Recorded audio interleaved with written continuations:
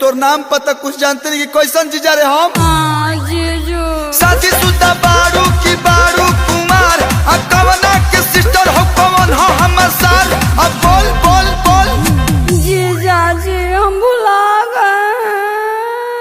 अच्छा एगो बात बताऊ कौना जिला के रहे वाला हऊ गोरिया अब बताव तू बाहरू कवन ओरिया जीजा जीजा कही के मचैले बारू गहरा कहीं हमरा के दे तारू दरा जीजा जी कहीं हमरा के दे तारू दरा ना बताव तारू के हतारा दुनिया के मारा बोलना राजी खोलना बोलना राजी खोलना ए जीजा जी अहिलू ना गइलू फलाना बो कहलू।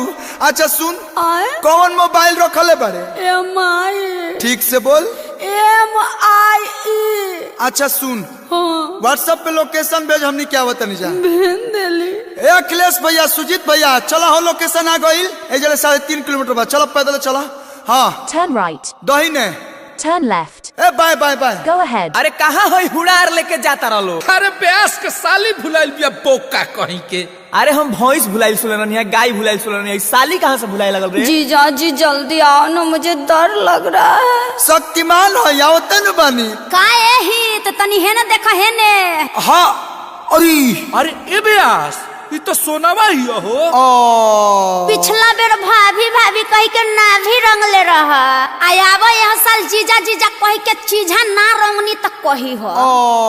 ब्यास बेल्ट के बुकलस टाइट कर लो। सारा रा रा रा रा रा रा आवा जीजा कहाँ? तनी आवा जीजा। अच्छा पिछला बारी बोले रहला में चाकर आयो बकी रंगाई तो हर हेड क्वार्टर बोला लाज नइखे लागत ब्यास हम जाता नहीं। अरे भागे लगला लोग। यही दोस्ती यही प्यार छोड़ के चले जाओगे।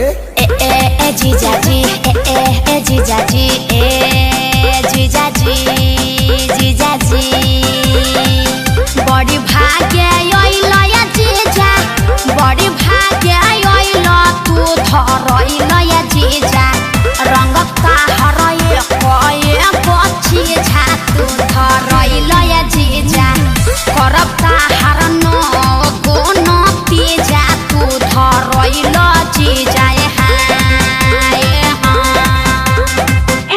रुक ललका रंग भर के पिचकारी शॉट मारे Enemies ahead. रंग भर के हमला किया जाए जय हो धौरल धौरल आवा पिचकारी ये पकूद जा।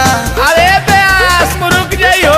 अरे हम थोल नहीं ले ले बानी छोले की भोली रे उहे नो फूल सूरजमुखी जस साली हो युग जा साली जी आलिया व मजा पक सर भाला के बुझ जा।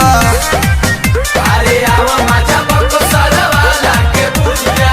देखिए जीजाजी घमंड तो रावणो के ना रहल रउआ कौन खेत के मुरई अरे बनी। मुरैया गैस करत है ब्यास। हम छीनो ले ले बानी चीनो के इनो रे उहे नो अपन फेचु करी आप बानी